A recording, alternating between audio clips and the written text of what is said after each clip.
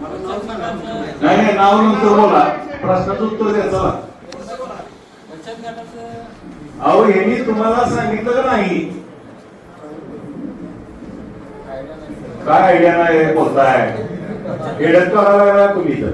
हा समोर सांगते ती मग चांगलं आहे तर त्याचं तुम्ही उत्तर का देत नाही? तुम्हाला बोलले लक्षात नाही तुमच्या? वर बघतो खाली बघतो काय बघणार आहे? मग ते काय सांगते समोर? त्यांना जे कोणी म्हणते ना मी एफआयआर द्यायला तयार आहे सर. काही द्या नाही एफआयआर तुम्ही. बँक स्टेटमेंट आहे कट झाले माझा 200 दाखवतो तुम्हाला. पुरावा माझ्याकडे 5,200 कट करून घेतलेलं. मी अकाउंट चेक करून असं काय करू नका. तुम्ही 1400 अकाउंट लय भारी करताय आणि इकडे जर 70-75 लाख गोळा करत असला तर काय करायचं?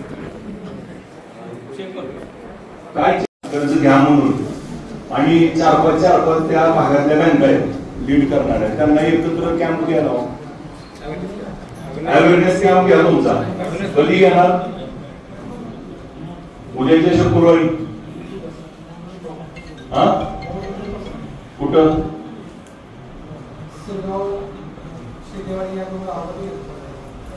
दोन गावापेक्षा गटाचं गाव घ्यायला मोठं.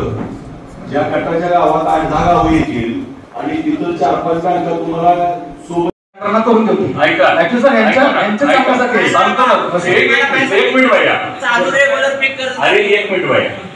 2 लाख रुपये त्याच्यावर तुमच्याच बँकेचे चालू खातेदार पाहिजे असा काय जी आर आहे का? नाही सर, गॅरंटरला जी आर आहे का? नाही दाखवा ना. नाही आपल्या बँकेचं 2 लाखाच्या वरती धोरण आहे का? दाखवा ना.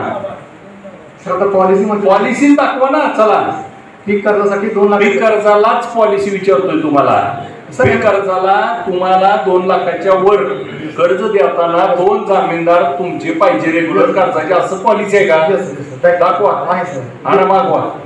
सर आता कसं आहे, यांना 2 लाख पाहिजे, मी 2 दिवसात देऊ शकतो. 2 लाखाचा प्रश्न नाही साहेब. 5 लाखापर्यंत सरकारनं बिगर व्याजी कर्ज का द्यायला लागले? सर 60% 3 लाखापर्यंत आहे. 5 लाखापर्यंत नाही सॉरी. काय 3 लाखापर्यंत. एक मिनिट बाया. किती आहे हो साहेब? आता नवीन हेच म्हणत मला 2 लाख दिले म्हणून यांना म्हणलं 4 लाख बसते देतो.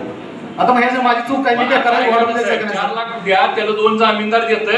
करू नका. हीच गोष्ट मी त्यांना सांगत होतो. कंपल्शन करू नका. तुम्हाला बँक ऑफ इंडियाचेच पाहिजे, बँक ऑफ महाराष्ट्राचेच पाहिजे.